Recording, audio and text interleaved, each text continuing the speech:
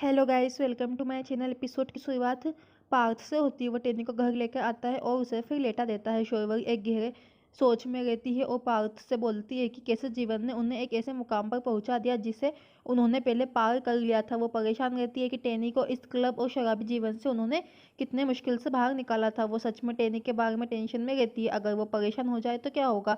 पार्थ ने आश्वासन दिया कि सब ठीक हो जाएगा। उन्होंने शोरवरी के साथ फिर बात की कि आज कुछ लोगों ने उन्हें रेस्टोरेंट में पहचान लिया था। शोरवरी को इस बात की चिंता सता रही थी कि अगर इन सब में खुद को चोट पहुंचे तो क्या होगा। इसके बाद शोरवरी पार्थ से मुंबई के एक ब्रेन स्पेशलिस्ट के बारे में बात करती है और टेनी को उसके पास ले जाने की सलाह देती है। वो टेनी को उसके पास ले जाने का एक तरीका भी सोचती है। अगली सुबह टेनी अपने सिर में भारीपन महसूस करती है। वो याद करती है कि उसने कल रात बहुत शराब पी ली थी और वह सो भी नहीं पाई। वो फिर टीवी चालू करती है और फिर एक गैंग की खबर देखती है, जो गैंग लड़कियों को फिर ज़्यादा सैलरी देकर अपने घर में नौकरी करवाता है और फिर उन्हें लड़कियों की तस्करी के लिए मुंबई ले जाता है। और बड़ौदा में अब तक 4 मामले सामने आ गए हैं और वो देखते हैं कि एक लेडीज और एक आदमी इसमें मिला हुआ है। और फिर टेनी टेंशन में होती है कि अब क्या होगा, क्योंकि वो सोचती है कि ये लोग वही है। शोरवरी कमरे में आती है और टेनी को टेंशन में देखती है। टेनी झूठ बोलती है कि ये केवल एक बुरी खबर थी। फिर शोरवरी ने टेनी को तैयार होने के लिए कहा। उन्हें फिर शाम को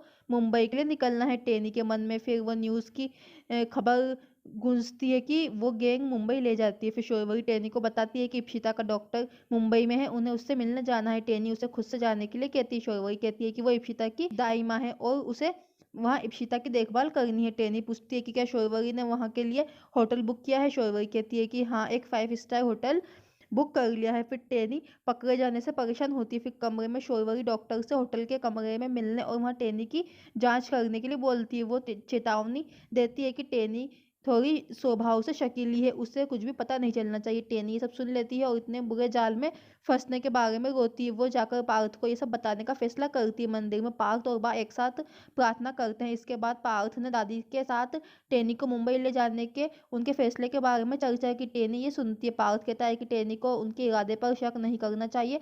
दादी कहती है कि ये तो किस्मत का खेल है, ड्राइवर की तरह व्यवहार करते हुए तुम सच में आहत हो। लेकिन उन्होंने टेनी को ये एहसास नहीं होने दिया कि वो घर का असली बेटा है। टेनी परेशान रहती है, सब कुछ सुनकर चौंक जाती है और फिर वो दूर जाने के लिए अलग होती है, लेकिन एक फूलदान उससे नीचे गिर जाता है। फिर पार्थ को आश्चर्य होता है कि क्या उसने सब कुछ सुन लिया है। टेनी उन्हें समझाती है कि वो मुंबई जाने के लिए कितने उत्साहित है। वो पूछना आई थी कि क्या उसे इप्शिता का बैग पैक करना चाहिए। फिर कमरे में टेनी इन लोगों को एक अच्छा सबक सिखाने का फैसला करती है। उसे अपने देश की लड़कियों के लिए खड़ा होना होगा। वो कॉल करती है।